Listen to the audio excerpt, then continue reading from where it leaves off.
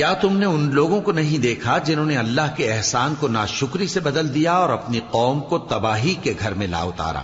یعنی دوزخ میں، کہ سب ناشکرے اس میں داخل ہوں گے اور وہ برا ٹھکانہ ہے۔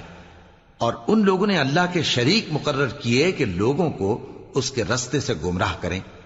کہہ دو کہ چند روز فائدے اٹھا لو، آخر کار تم کو دوزخ کی طرف لوٹ کر جانا ہے۔ اے پیغمبر، میرے مومن بندوں سے کہہ دو کہ نماز پڑھا کریں، اور اس دن کے آنے سے پیشتر جس میں نہ اعمال کا سودا ہوگا اور نہ دوستی کام آئے گی، ہمارے دیے ہوئے مال میں سے پوشیدہ اور علانیہ خرچ کرتے رہیں۔ اللہ ہی تو ہے جس نے آسمانوں اور زمین کو پیدا کیا اور آسمان سے مے برسایا، پھر اس سے تمہارے کھانے کے لیے پھل پیدا کیے اور کشتیوں اور جہازوں کو تمہارے زیر فرمان کیا تاکہ وہ سمندر میں اس کے حکم سے چلیں، اور نہروں کو بھی تمہارے زیر فرمان کیا، اور سورج اور چاند کو تمہارے لیے کام میں لگا دیا کہ دونوں دن رات ایک ڈگر پر چل رہے ہیں، اور رات اور دن کو بھی تمہاری خاطر کام میں لگا دیا، اور جو کچھ تم نے مانگا سب میں سے تم کو عنایت کیا،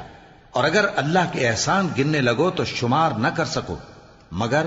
لوگ نعمتوں کا شکر نہیں کرتے۔ کچھ شک نہیں کہ انسان بڑا بے انصاف ہے، ناشکرا ہے۔